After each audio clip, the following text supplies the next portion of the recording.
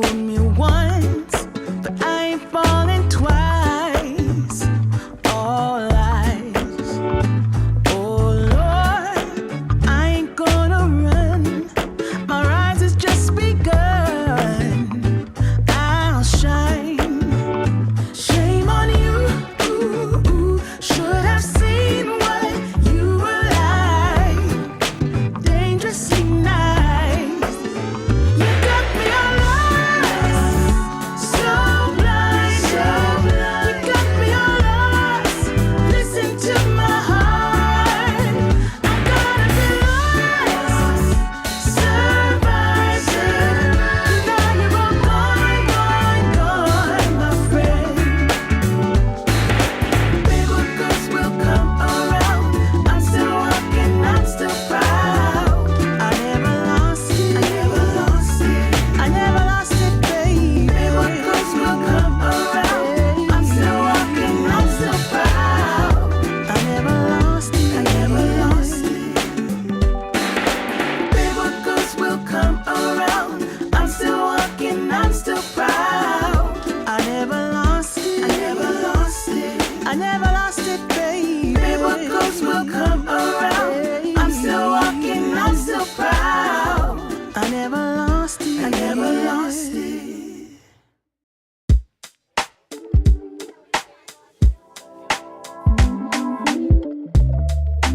Ooh, yeah.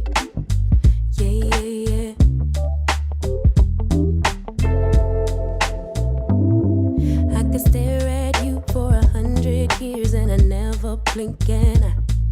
You were beautiful, just like a flower. I could walk with you for 1,000,000 miles and my feet would not get tired. Where you go, I'll go, winter or summer.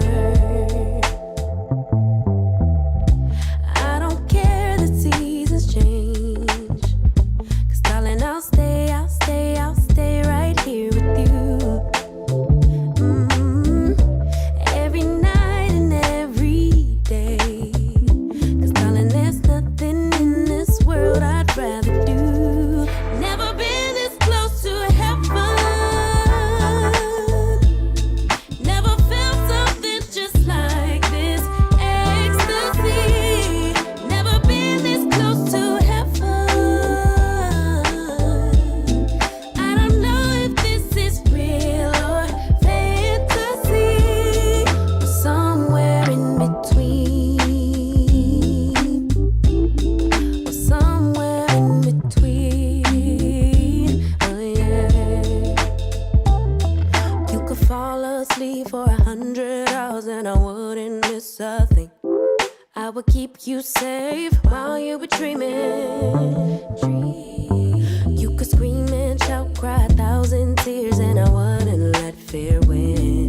What you feel, I feel. Together we're healing. I don't care the seasons change. 'Cause darling, I'll stay right here with you.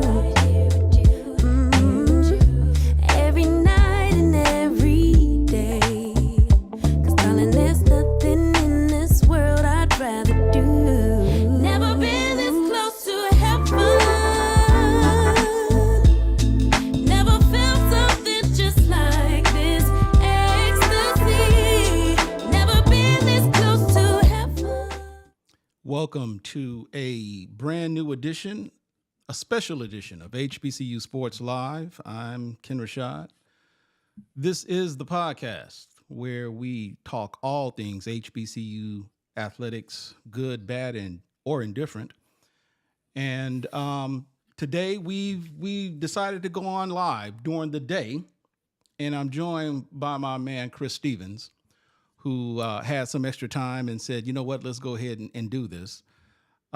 Primarily because of that one school, for whatever reason, that just keeps coming up all the time and it's not for good reasons. In this particular instance, we're now talking about Florida A&M, and this is related not to a 9-figure donation, but this is related to the men's basketball program. So, for those of you who may not be aware, uh, Florida A&M replaced its previous coach, and they ended up naming a new coach. That individual, let me see, his name is it Crary? Yes, Patrick Curry II. Patrick Crary was the guy who FAMU indicated would be the new head men's basketball coach. And for the most part, many didn't think much of it, figured it would just kind of be just a typical, ordinary procedure in which an old coach goes out, a new coach comes in. But for whatever reason, it just didn't happen that way. So we've got an actual audio clip, or actually a video, and let's go ahead and cue this up. Well, let me see if we can put this up in here. And let's take a look at this and bring you guys up to speed on how this goes. Patrick Crary II has been lined up as the next head coach for Florida A&M men's basketball, but today we found out that he's been working under a volunteer employment agreement. I'm your College Town neighborhood reporter, Alberto Camargo. I'm finding out why this is and why his contract is still not official. The FAMU Board of Trustees met Monday to approve the contract of new men's basketball coach Patrick Crary II. But the board voted to delay approving the contract for several reasons, like salary, compliance, and roster turnover. Crary's 3-year deal was meant to start July 1st with a salary of $150,000. Crary was announced as FAMU's next men's basketball coach on April 17th. FAMU Athletic Director Tiffany Dawn Sykes says that in the months since, Crary has been working as a volunteer coach. Sykes says he's been on campus sparingly, not in a full-time role. This led trustees to worry about violating NCAA and Title IX rules related to work Crary has done as a volunteer coach. The gentleman that's in this role did not make all these decisions, right? He's just implementing. So I feel bad that we're having this debate or deliberation post him joining our team, but unfortunately we're stuck here because due process wasn't followed. I submitted a public records request to FAMU to get a look at the volunteer coach agreement. The agreement says Crary could work up to 40 hours per week, but it lists him as an occasional volunteer. The terms of the deal are from April 15th to June 30th. There are no NCAA rules that limit a coach's ability, whether they are a volunteer employee or a compensated employee. Now, Crary's 3-year contract is still not approved, and his status remains as a volunteer coach. The trustees asked for clarity on their issues before signing off on Crary's deal. The Board of Trustees' next scheduled meeting isn't until August, but University President Dr. Larry Robinson said he will explore negotiating a 1-year contract with Crary, which he does not need board approval to do. At FAMU, Alberto Camargo, ABC 27. So, Boy. So, Chris, now hopefully that the report kind of brings everyone up to speed on where we are. Your initial thoughts. Whew. If this ain't the most Keystone Cops Board of Trustees I've ever seen in my entire life. I mean, we just not 2 months ago More Keystone than Texas Southern? more listen. The way Texas Southern handled the football coaching fiasco was bad enough. This is terrible. This is absolutely my thing is, number one, if you are entrusting a person to be the athletic director of your university sports program, wouldn't you trust in good faith, since that person was hired by the university, that they know what they're doing? I don't know what this board of trustees, this board has against AD Sykes. And previous episode, I mentioned that, people might have had an issue with her because she's a woman. And I still stick to that. But I also still say that whatever this woman does is never going to be good enough for those board of trustees as currently constituted. Because if you are accusing her of not knowing NCAA rules, then why is she on the job? Because if you think that she would for 1 second, Bad enough she had to go in and rewire all the APR stuff because Florida A&M had APR violations out the wazoo before Tiffany Dawn Sykes got there. And now their APR is as strong as it's been in generations. So now, if you are not entrusting this athletic director to do their job, then why are they there? I mean, I asked that question about Mr. Granger, Dr. Granger at Texas Southern when he wanted to hire Fred McNair, and they said, no, we don't want Fred McNair. So they had to settle for Chris Dishman. And I mean, a former Houston Oiler, that's cool, but can he coach? Yeah. Now, if you're talking about running off Patrick Crary II, who was a very successful NAIA coach, he won 200 plus games and made 6 national tournament appearances. So this dude is not a flash in the pan. I mean, he's coached a men's basketball program as the head coach for close to 15 years now. So if you think that he wouldn't be able to come in and do a job, because let's be clear about this, Florida A&M's men's basketball's last winning season was 2007. Yeah. I remember this clearly because I was, partially covering Delaware State basketball at the time, and Delaware State had won the regular season championship 3rd year in a row, and Florida A&M had played like 4 games of 4 nights in the MEAC tournament, and this was when the MEAC tournament was in Raleigh, North Carolina, when it was known back at what was then known as the SBC Center. I don't know what the name is now. I really don't care because it's not important to this discussion. But Florida A&M upset Delaware State to make the NCAA tournament. That's the last time Florida A&M has had a record above 500. 17 years. So if you want this basketball program to be on par with your football program, with your volleyball program, with your baseball program, with your golf program that just won the HBCU national championship, you should get out of the AD's way and get out of the coach's way and let him build this program up, because obviously the people who were in charge previously haven't done it. Yeah. And I've always made this point, and I will continue to make this point. And this kind of piggybacks on what you've already said. If you're going to hold an AD, coach, even an athletic director accountable for what they do specific to their particular job responsibilities, in this case, the AD. If you're going to hold AD Sykes accountable for what she does, then let her do what she was hired to do.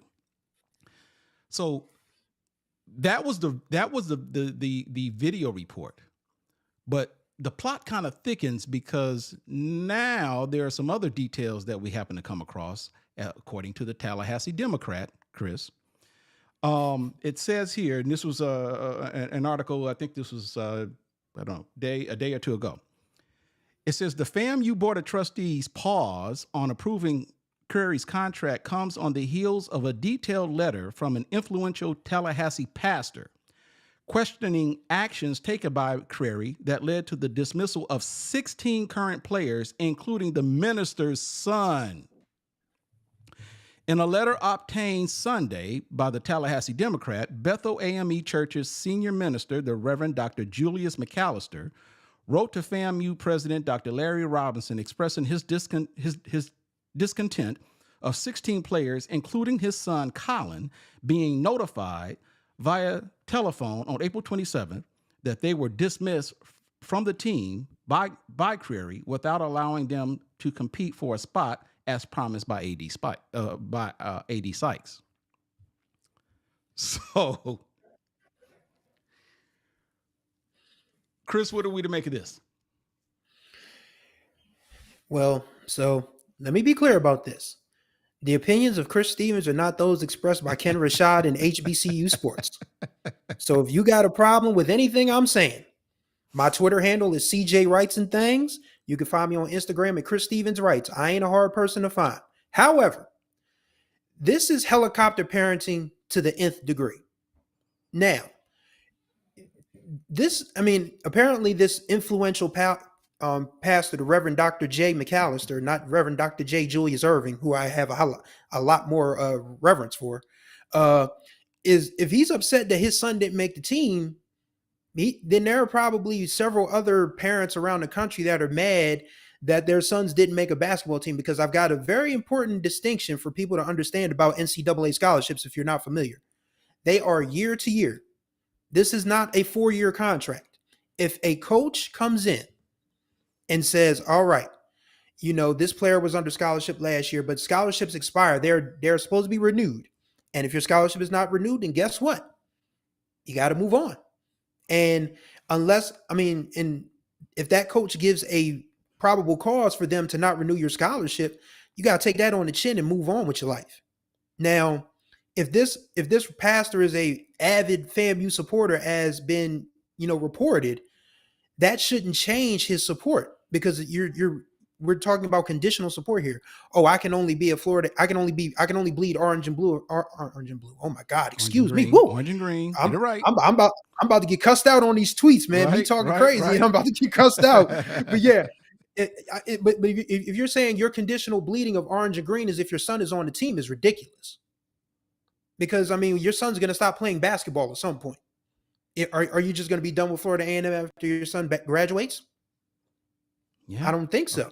And and then there's more context that Ken will talk about in a second that leads to the fact that this board of trustees, man, they get fooled so quickly. Oh my God. A dude that looked like Plankton from SpongeBob SquarePants had you guys thinking he was actually worth $237 million. Y'all should have been ashamed of yourselves for that. So now we're alleging that this coach just came in with a axe and just hacked up the program and said, you're gone, get out of here, we don't want you. And then apparently that's not the case. Okay, so but let me all due respect, I get your point, Chris, but let me to the BOT's defense, with respect to the 9-figure donation that wasn't a donation. They were not aware. They weren't aware, and the members of the foundation, the board members of the foundation were not aware. And so, I just want to be fair here. This was kind of that situation was done pretty much. That was all Larry Robinson's doing. That the president. That was him. Him, and the executive director of the foundation. That was all them, and they did not get the board of trustees nor the board members of the foundation involved. So, okay, I get it. But in this particular instance, there's even more. Okay, so I was watching the ONG strike zone. So to the crew at the ONG strike zone, yes, I took this graphic from you.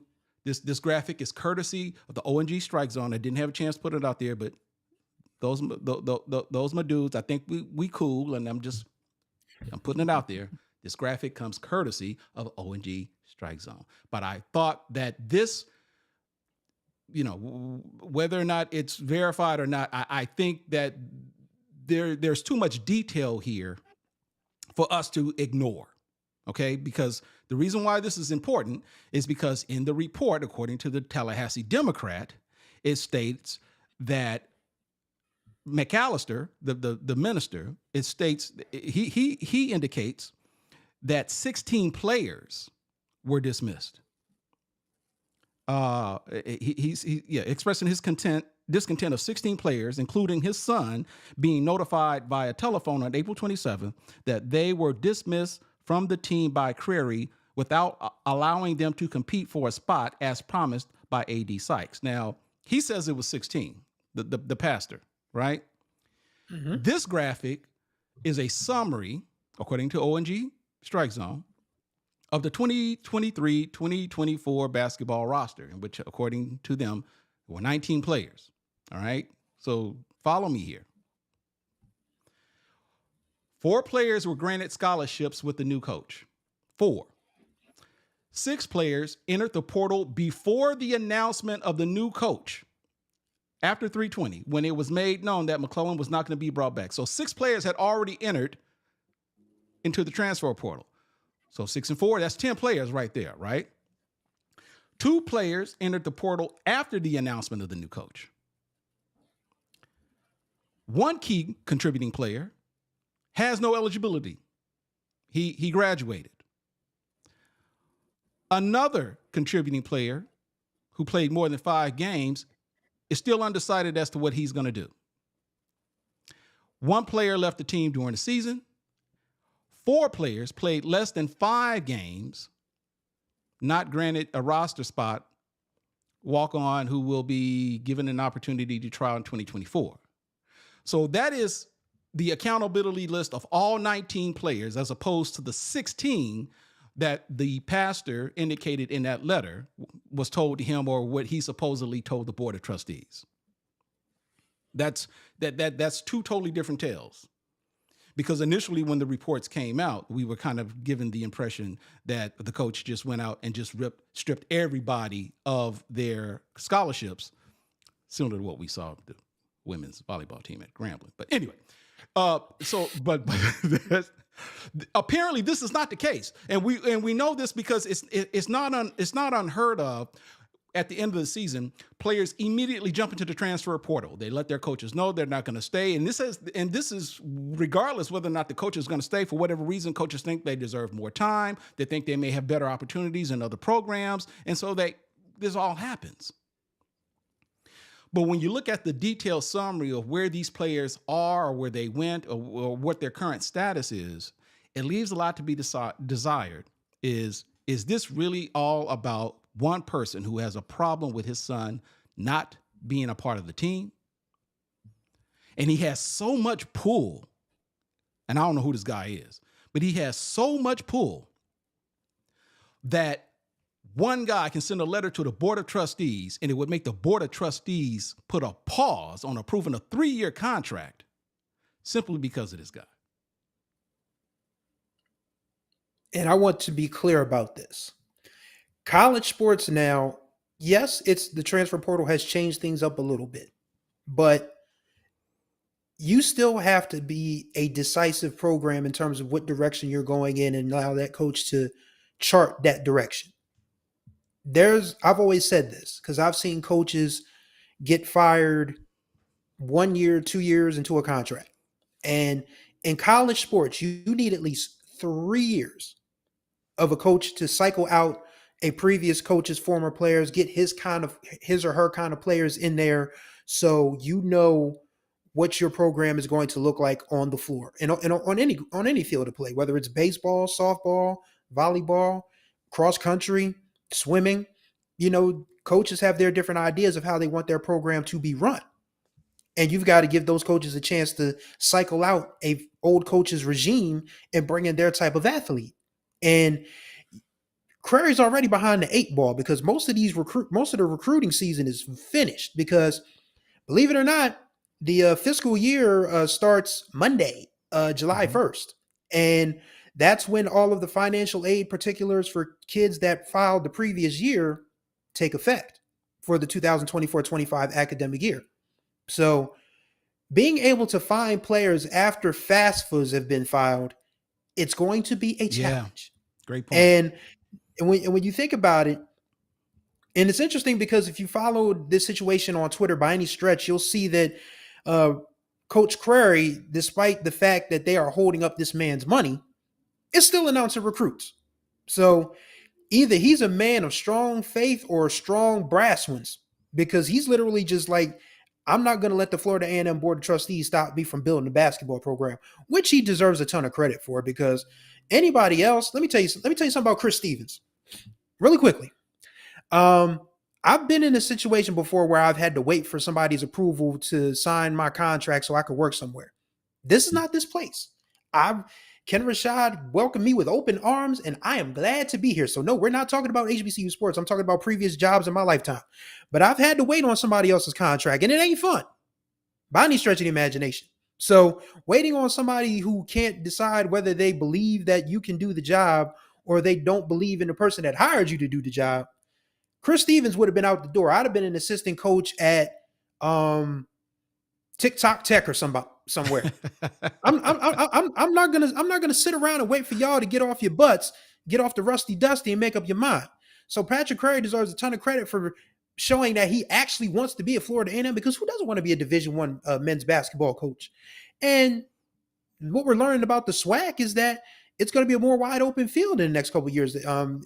If you haven't seen our website, we let you guys know that the all teams starting in 2025, starting this year, every team in the SWAC will be eligible for the conference tournament, because previously it was only the top 8. Now you're going to get all 12 in. Yeah. So now things become more wide open, and now you have more of a chance to build a program, make a name for yourself, knock off a top seed in the tournament, and maybe get to the championship game and into the NCAA tournament. But if you're not gonna let a guy do his job because because you have a problem with the athletic director, which is clear as crystal, then let him go. And if you feel that way about the AD, then doggone it, let her go. Because I mean, there are several colleges, HBCU or otherwise, that would be glad to have Tiffany Dawn Sykes running their program. So I don't know what this board of trustees has against her, what this school community has against her, but it just seems absurd on all levels. Because why are you listening? I mean, granted, I'm non-religious, so take this with a grain of salt. I ain't listened to a pastor since I was 17 years old. So, I mean, I'm not going to sit here and understand why y'all just going to sit here. I mean, because, man to cloth don't mean he's a man of basketball. I mean, passing around the collection plate is not the same as passing around the key. So, if you're not going to let people do their jobs, then you literally just maybe y'all should be the athletic director. Maybe y'all should be the athletic coaches and just stop, pretending that you care about the best interest of your athletic program or your school, because you're making both look really stupid right now. So look, we got people, you guys are watching. Do us a favor and let's hit that like button. Let's get the likes up. We've also posted a link in the description or in the comment box. So look, we're trying this.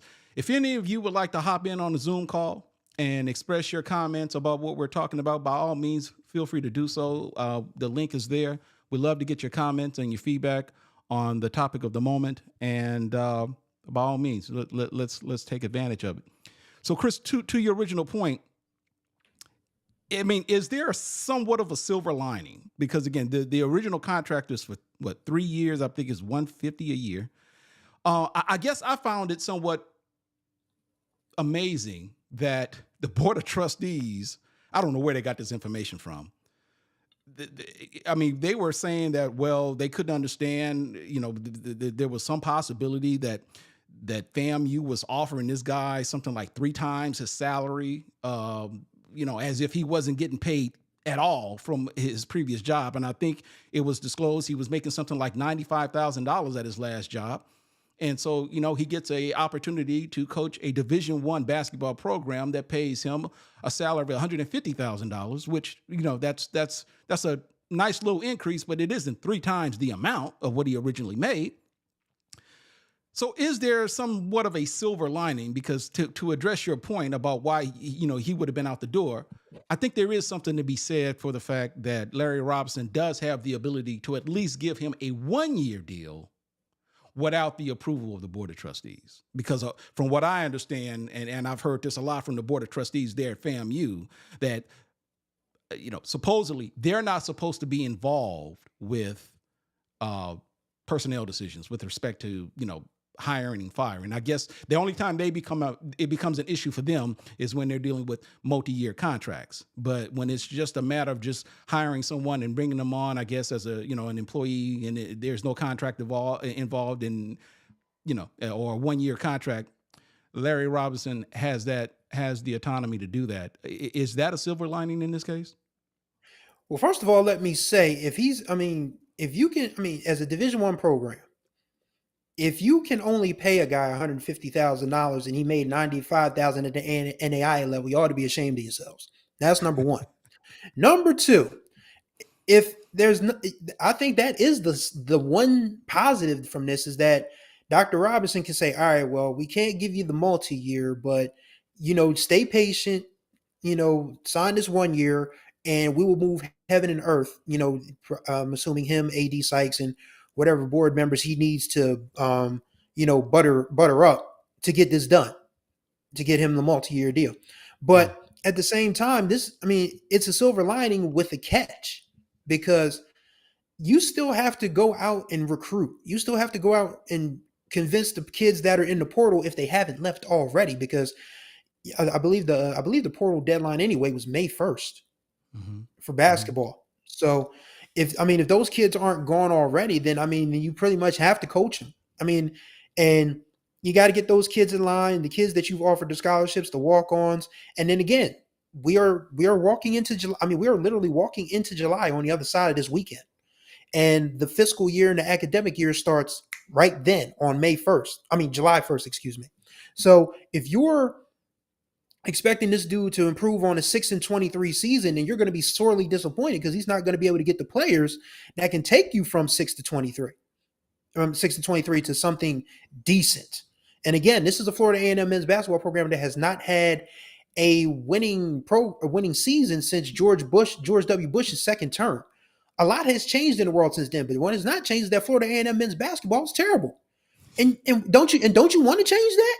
I would think you would want to change it. So give this coach the chance to change it. I mean, you've had some great coaches in the past. I mean, guys that tried. I mean, you had Clem Johnson, who, of course, was Moses Malone's backup on the 4-5-4 Sixers that won the championship in '83. He was a proud Florida A&M alum. He tried to turn it around. It didn't work.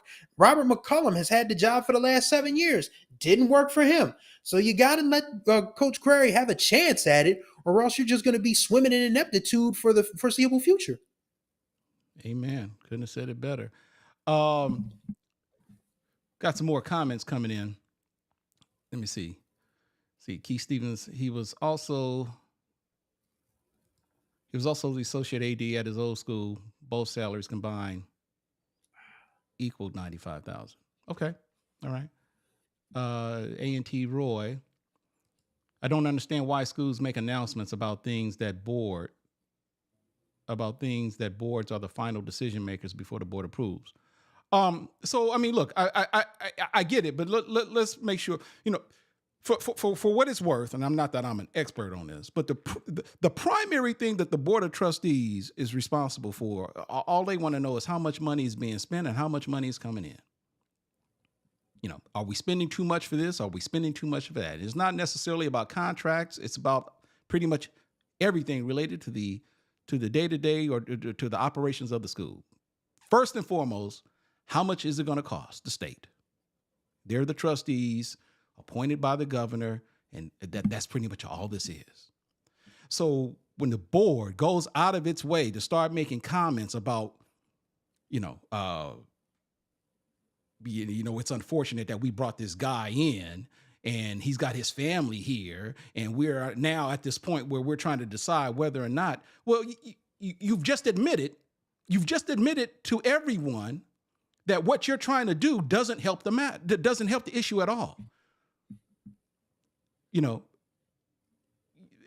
There is no such thing as a perfect AD, and I don't even necessarily know if this has anything to do with the donation debacle. I don't think this has anything to do with this, because the more we're learning, this is simply all about a guy who is apparently a prominent FAMU booster, and his son is saying, look, thank you for your time, but I don't have a need for you, or you can come back and try out for the team, whatever the case may be. But the bottom line is that the board of trustees, this is not what you're supposed to be involved with. There's nothing scandalous about this. Nothing. So, I mean, I don't know. I don't know. Let's see. What's up, Jared? Jared says, should FAMU just come out with a soap opera at this point?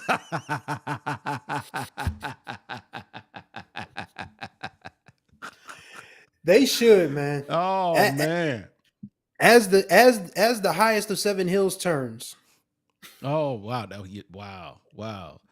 Oh, man. Let me see. Man, you don't fumble a coach like that, particularly one that you're talking to erase 20 years worth of non-competitive basketball culture. It's a bad look, point blank. It is. But I mean, what are you going to do? What are you going to do? So final thoughts on that before we go to the next subject. Apparently keep shooting yourself in the foot if you're the Florida A&M Board of Trustees. But my overall feeling is this. I said it at the outset, and I will repeat it until I'm blue in the face. And as you can see, that would be a very difficult task. So if you don't believe in A.D. Sykes and what she can do, then please, by all means, let that woman go and find somebody who will be your lapdog, because that's what this boils down at this point. I mean, I've never seen an AD get absolutely undercut at every turn. And my AD at Delaware State University, I mean, I was very critical of Dr. Gadsden when she fired Rod Milstead as football coach. But the overall health of the athletic programs at Delaware State is the best that it's been probably since I was in school, and that was 20 years ago. Yeah. So I've had to shut my mouth, eat some crow, and I put a little Old Bay seasoning on it, and it's not that bad, quite frankly, because the athletic programs at Delaware. What kind of seasoning? Old Bay. Shouts out to Baltimore. If you're from Baltimore, you know about that Old Bay on that crab, boy. But yeah, I had to eat some crow, and I had to put some Old Bay on it because it was good. Because the Delaware State athletics program has been in better shape since A.D. Gadsden took over by overall. So I've had to shut my mouth and be quiet and let that woman do her job. And that's what the Florida A&M Board of Trustees needs to do if they actually want to have some decent athletics. Because if you chase an athletic director, a sports administrator like Tiffany Dawn Sykes off, then you're only going to get bottom barrel coming in after that. And Florida A&M allegedly, they brag different. You don't want to brag different when everything is terrible. So let that woman do her job, or let her go so you can find somebody to do whatever you want them to do, because that's pretty much what all this is at this point, in my opinion. I was listening to watching the show, the ONG Strike Zone, and the gentleman made an interesting comment, and I hope this isn't a trend that we're witnessing with respect to how a board of trustees, for whatever reason, tend to insert themselves into sports issues of all of the things that you need to be responsible for. For whatever reason, I don't understand why you feel the need to insert yourself when it comes to hiring a football or basketball coach. Football in the case of Texas Southern, basketball coach in this particular instance. So now, granted, I still say this is all about that one individual who felt the need to, sound the alarm, and it's just a test. It's a fire alarm. This is just a drill. It's not a real fire. This is the test of the emergency broadcast system. Man, look, but this is not a good look for the Board of Trustees. It's not. No. Stop trying to impress the general public, trying to give folks the impression that you think some way, somehow, you think you know more than the athletic director. Because you don't. Stop trying to give people the impression that you think you know more than most of us. Because you don't. No one is trying to tell you how to do your job. And I don't pretend to know all of the responsibilities of Board of Trustees, but I know this ain't one of them. I know that much. I'm just saying. All right. So we're gonna move on. So there was I don't know. This isn't necessarily a topic that is just viral, but we thought it was something interesting about there's a video out there, Jackson State. And so let me cue this up. So I think what's the name of it? Is it Big Game Boomer? They published a map about the best college football atmosphere in each state. And Jackson State represented Mississippi. But there is a guy who appears to have a problem with this. Let me see if we can pull this up. Let's see. Let's pull this up.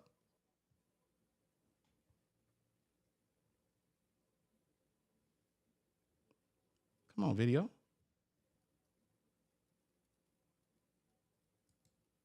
Hey, so I want to share my thoughts. I've been seeing a lot of people say Jackson State has the best atmosphere in the state of Mississippi for college football. Excuse me, do not agree.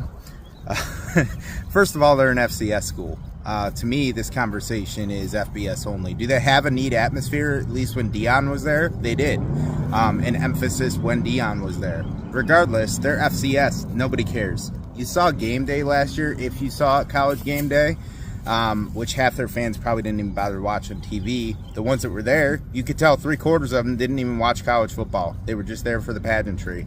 And that's fine. That's part of it. But regardless, you're an FCS program. To me, especially within that state, Ole Miss and Hail State reign that state. Hail State hotty toddy all day. I'm sorry. It is a cool atmosphere. I've seen videos posted recently on social media. That's been neat. However, you're FCS at the end of the day. You really, in most cases, don't matter. The only arguments I could make is out west, right? Montana's pretty cool. North Dakota State, obviously. Those are brands, though. Those have been sustained brands at that level for years. And quite frankly, within those states, they're all those states got. Mississippi's totally different. I don't care, and I've seen the theory. Ole Miss had won a conference title. Mississippi State had won a conference. I don't care. It's the SEC. It's Division I. It's FBS. That's mostly all people care about. So FCS, you can have your conversations, about who's the best and who's the worst, whatever. At the FCS level, I think it's inarguable within the state of Mississippi that Jackson State is the best. But let's be fair and honest, call a spade a spade. Deion got them to where they are. Guarantee you go to a game there this year or next, it's not half the atmosphere it was when Deion was there. So just wanted to sound off about that. Hail State hotty toddy all day within the state of Mississippi. And really, the debates between those two, that's all that should matter. Hey, so one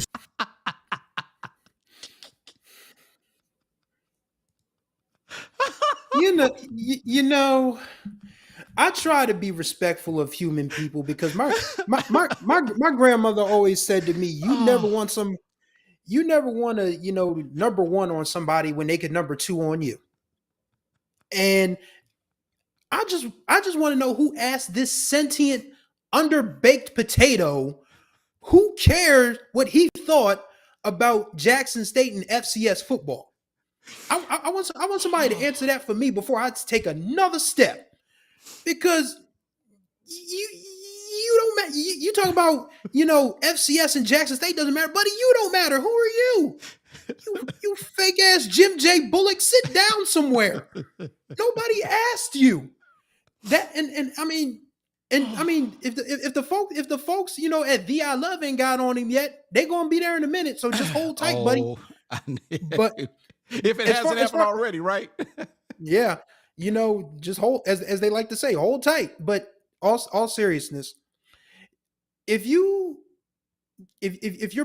people have blind spots about things in life, that's something we have had to accept about society in general. I mean, there are certain races of people who have blind spots about other races of people. There are people who have certain blind spots about other genders, about how other people's sexual preferences and all of that. People just have blind spots. They are who they are. So if you have a blind spot about Jackson State, that's cool.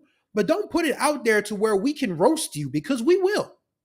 We will absolutely let you have it. And I've never set foot in the state of Mississippi. I would like to be at Jackson State one day. I definitely want to make it to the Soul Bowl when them and Alcorn get busy. It sounds like a ton of fun.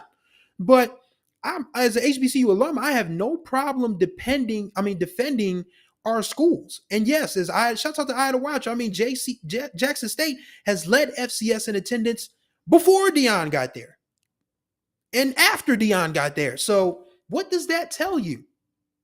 And talking about, it was just the arrogance that his statement, was dripping with about how these folks never paid attention to college football. And it's like, you don't know these people. And hopefully after this cycle's out of the news, we don't know you. Like, you didn't even have enough class or courage to put your name on it. So I'm just going to call you Mr. Potato Head, because again, you look like an underbaked potato. And if you need to worry about, evening out, getting brown on both sides before you start talking about Jackson State or any HBCU for that matter. So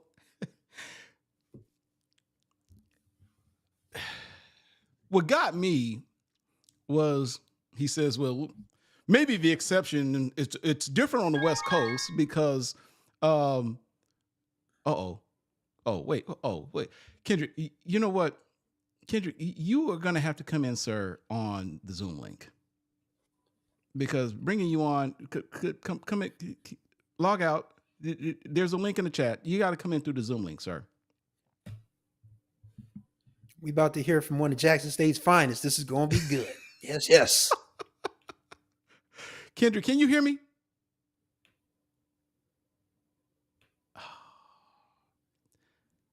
Okay, Kendrick, if you can see, Kendrick is trying to come in through the back door, and I'm not. There you go. Okay, the back door is locked. You can't come in through the back door, but he come in through the Zoom chat, because I figured he's going to have something to say. Okay, so Kendrick will be on in a minute. By the way, so Guys, like I said, there is a Zoom link in the chat. Let me go ahead and put this in the chat right now. Okay. We want to get your feedback. And there's the link. Link on Zoom. Get into the waiting room and let's hear what you got to say. Okay. So what got me about this guy is he talks about how apparently things may be a little different on the West Coast with Montana and Montana State because those are brands. So as if Jackson State isn't a brand. Okay. That was the thing that got me. So I also took for that I guess he just automatically assumes that because Mississippi State and Ole Miss are both Power 5 schools and they are members of the SEC, that by default, one of them, at least not Jackson State, but one of them should be given, again, we're talking about atmosphere. This had nothing to do with Deion Sanders. It had nothing to do with wins and losses. We're just simply talking about atmosphere. But since he wanted to go there, let me just simply say this about the SEC. And I'm not a fan of the SEC at all. But I do know this, that when you think about the SEC, Mississippi State nor Ole Miss are the first two schools that come to mind. Period. You're probably somewhere at the bottom. When you think about SEC, you do not think about Mississippi State. You think about Alabama. You think about LSU. You think about Auburn. And now that you got two new schools, you're going to probably think about Texas and OU before you think about Ole Miss and Mississippi State. You think about Tennessee. In basketball, you think about Kentucky. You don't think about Mississippi State and Ole Miss. So I'm just simply saying. I'm saying. Floor is yours. Mississippi State, yeah, with basketball. Eric Dampier is not walking through that door. Let's be clear. This ain't 1996. We're not at the Final Four at East Rutherford, New Jersey. But there are cultural. It's what Bomani Jones, the great cultural sports commentator, calls two Americas, and there are definitely two Americas when we, discuss, atmosphere. Because obviously, as a Delaware State alum, I've been to my fair share of Hornet football games and tailgates. I've been to University of Delaware football tailgates and football games. DSU probably will never compete with UAD again, especially now that UD's moved up to Conference USA. But I could sit in the parking lots in the yards of Delaware State all day long and have a great time. University of Delaware so many times over the years and just been like, okay, so what's to be excited about? So it's definitely a cultural thing, I would say, that this gentleman got, literally got hyped up to say Jackson State isn't Ole Miss or, Mississippi State. Quite frankly, they should be glad they aren't, because they haven't been worth a doggone in God knows how long. Jackson State has been decent. So you can take that for what it's worth. Okay. So Jared, I'm going to bring you in, Kendrick. They want to come in and crash the party. The gang's all here. Gentlemen, I take it you got some things to say. Say what you got to say. I want to let Kendrick go. If he's situated, then I want him to go first, because I need him to talk first before I go. Yeah, Kendrick, say your thing, man. You on mute, sir? Unmute your phone, Kendrick. Kendrick, you're on mute. There you go. Am I good now? Yeah, you good. Come on. Yeah. Okay, yeah. So I just want to say, I'm in a Starbucks. The scenery's behind me. But you're at Starbucks. Yes. Come on, what up to the internet is out in my area. It's the only place that has internet. So okay. I'm here. Okay. Go ahead, sir.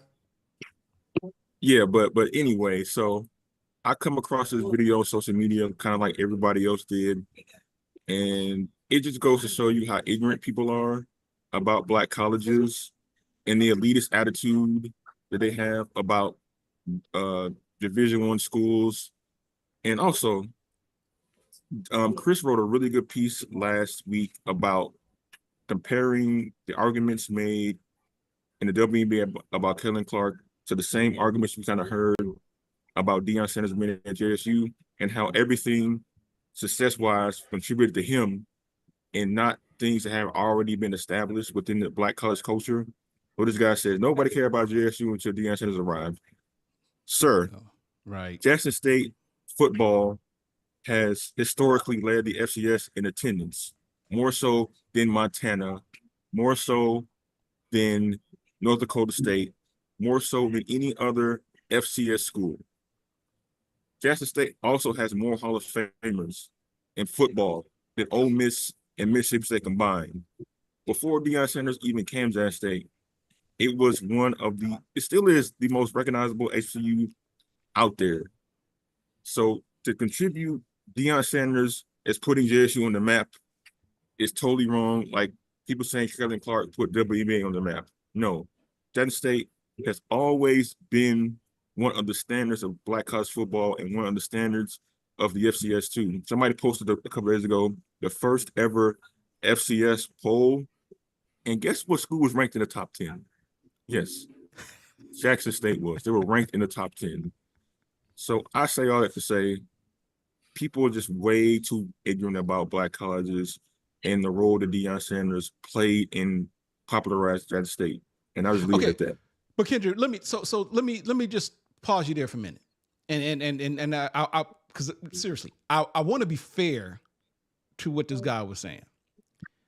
Was this about Jackson State and HBCU, or was this about Jackson State and FCS program? And his thinking is just by default, because Jackson State is an FCS program, by default they should not be mentioned among these on this list as, you know, the best atmosphere. That's what kills me. This has nothing to do with wins or losses. It has nothing to do with coaches. This is all about just atmosphere, which absolutely means nothing in the greater scheme of things.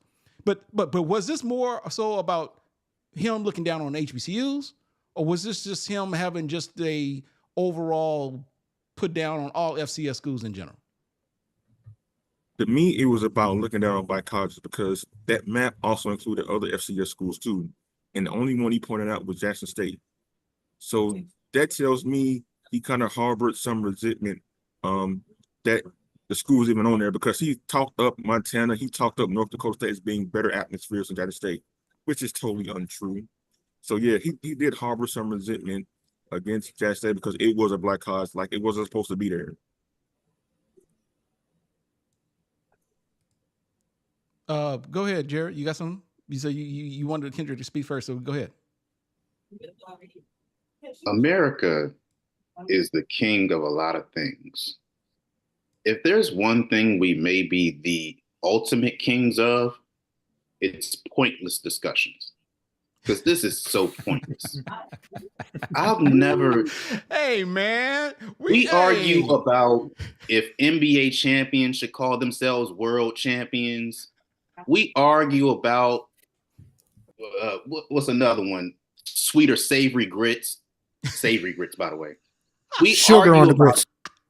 Don't you dare. Oh my never God. mind. Never mind. Come on, never man. mind. Really? Never mind. I'm moving on.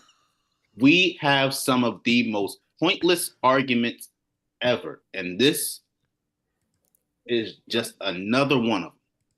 Because what are you talking about?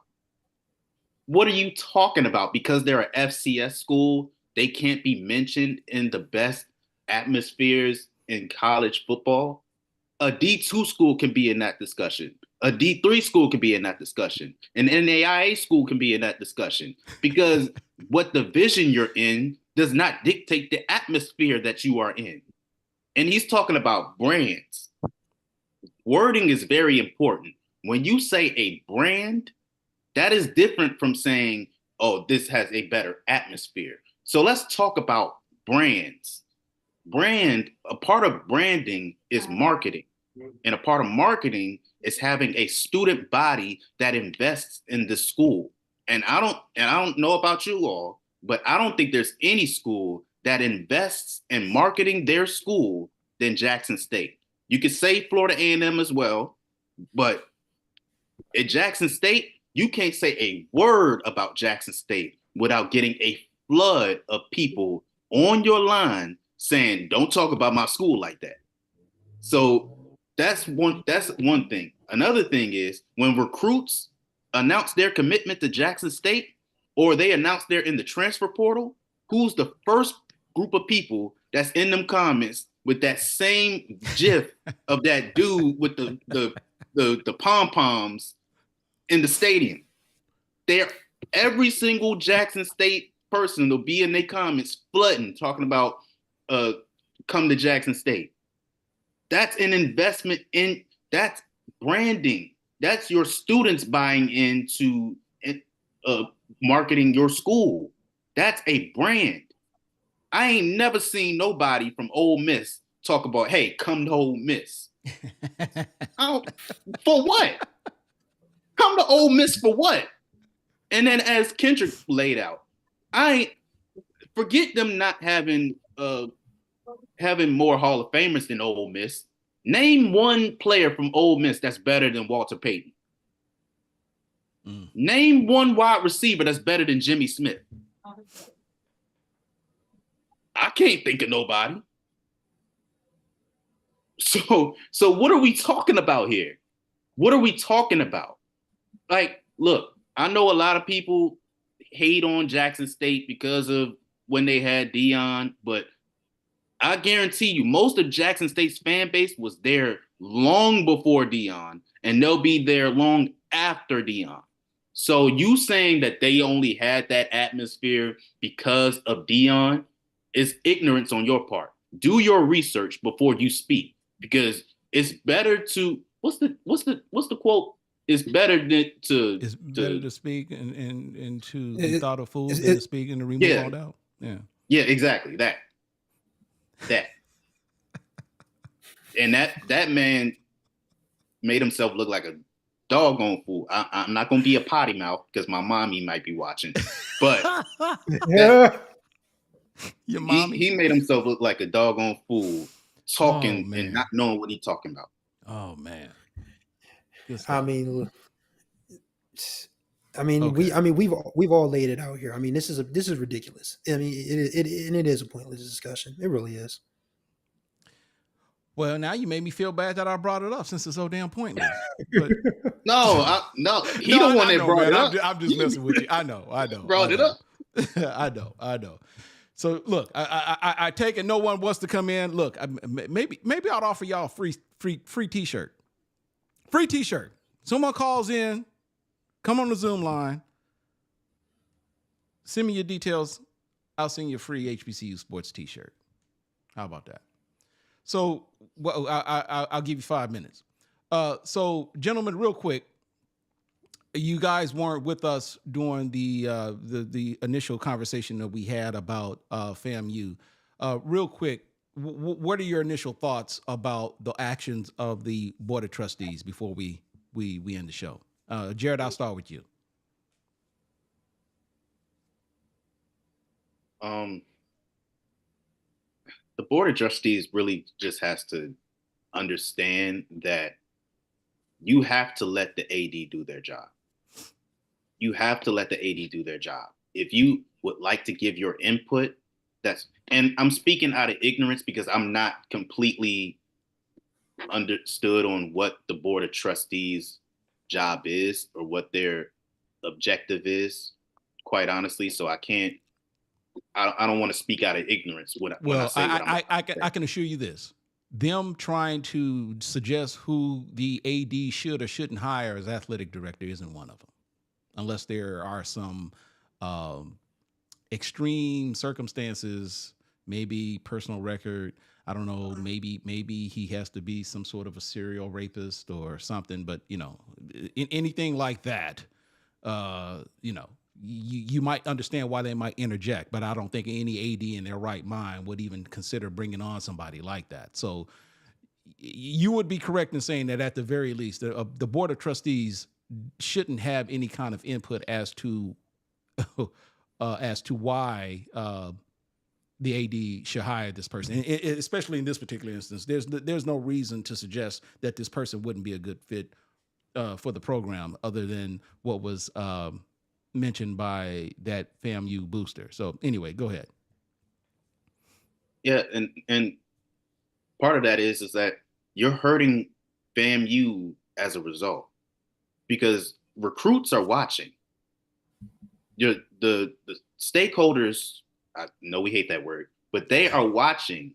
And when they see you meddling in what the AD is trying to do, and they see all of this chaos that is being caused by these head coaching searches in football and basketball, you're only hurting yourself as a result. And you're hurting the FAMU student body as well, because they're defending you. The same thing I said about Jackson State, I could say about Florida A&M. They will defend Florida A&M with all their being, and you're not giving them much room to work with by meddling in everything and not letting the AD do what she is being hired to do. As Chris said, if you didn't trust her to do the job, then why give her the job anyway?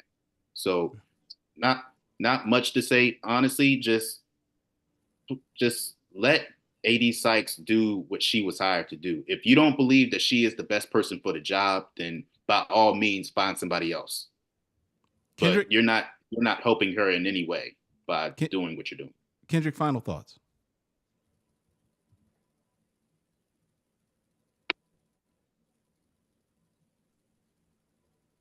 Kendrick, final thoughts.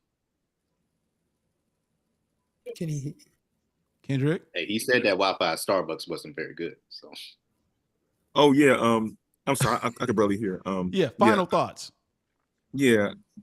I agree with what Jared said about, like, if you're going to position the athletic director to do a job, that person to be able to do their job. And I remember what Reggie Theus told me last year about the position. He was like, I'm going to be judged by the success or failure of the hiring, not the administration, not the board of trustees, not anybody else.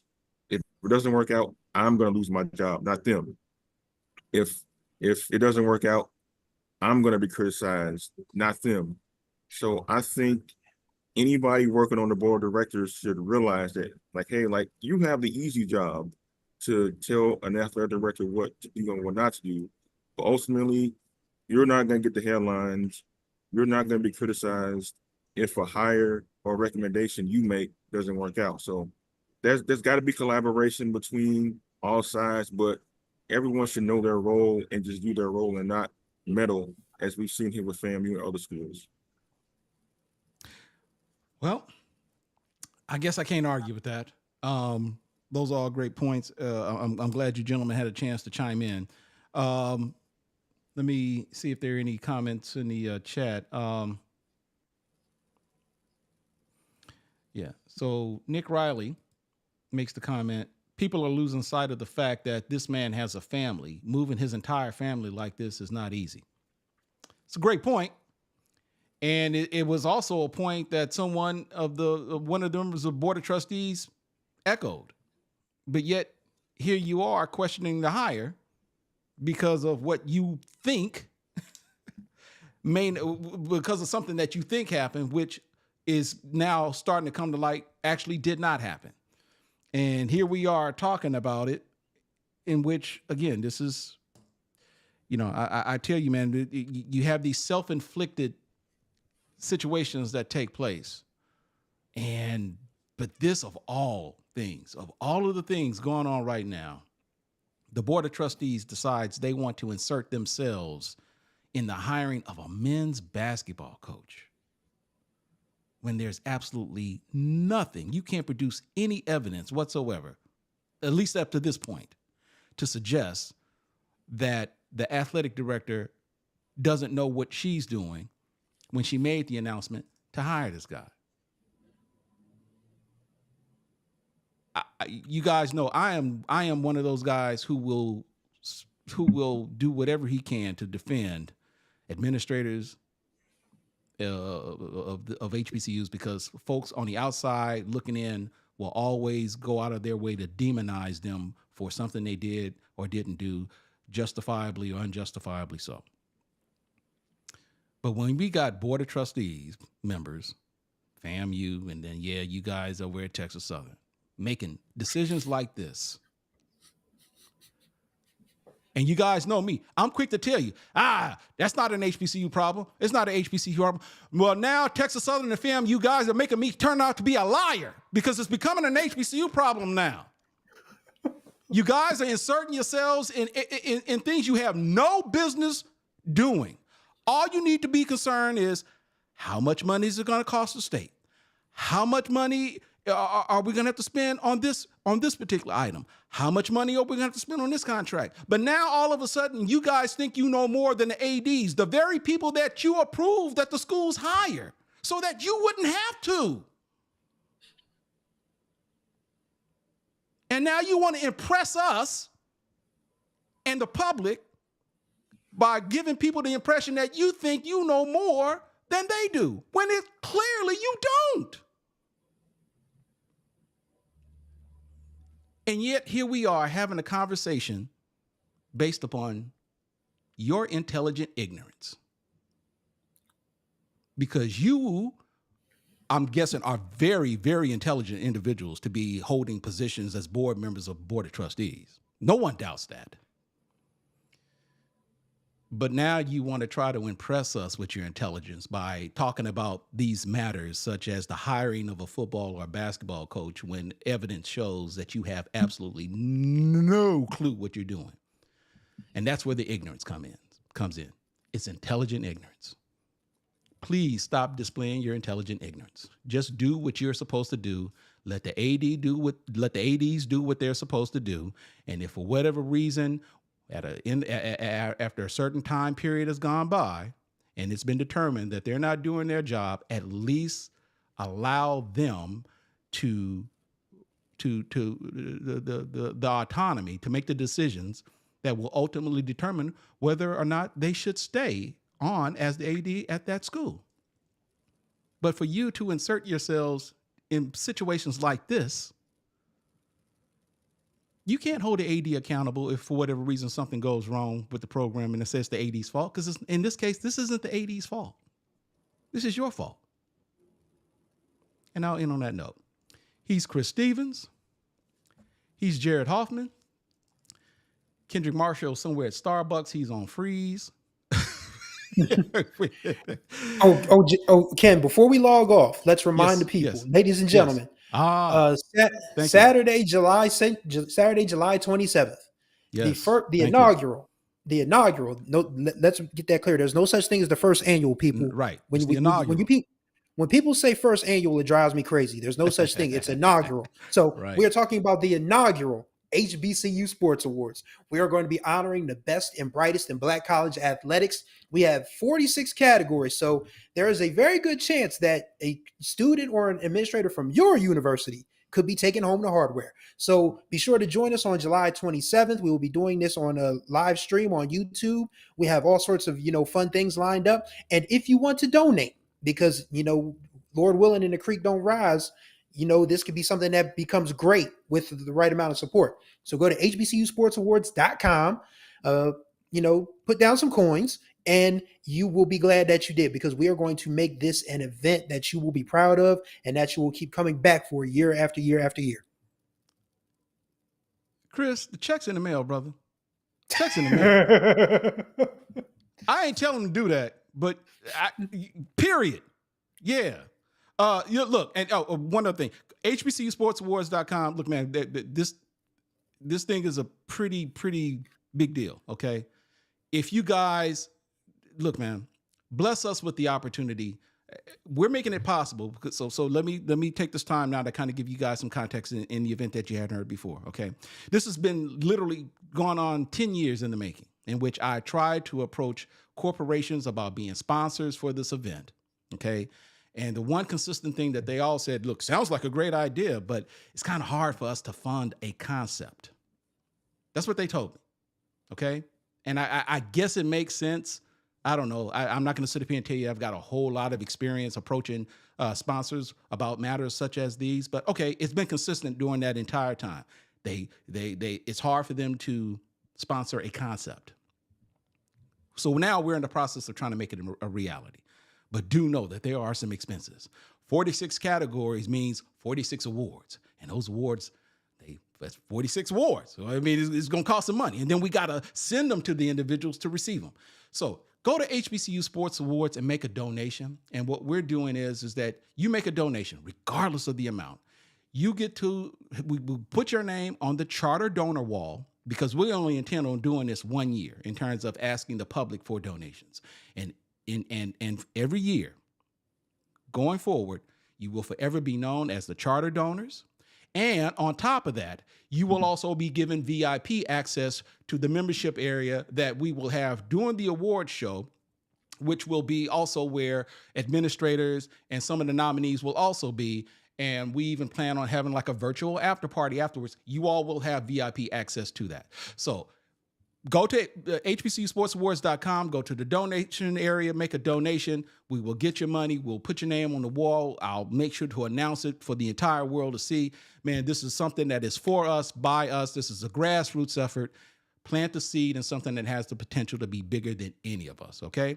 So with that said, again, let me re-rack. I'm Ken Rashad. He's Chris Stevens. He's Jared Hoffman. That's my man, Kendrick Marshall. This is the HBCU Sports Live podcast. We'll see you guys next time. Thank you so much, and God bless.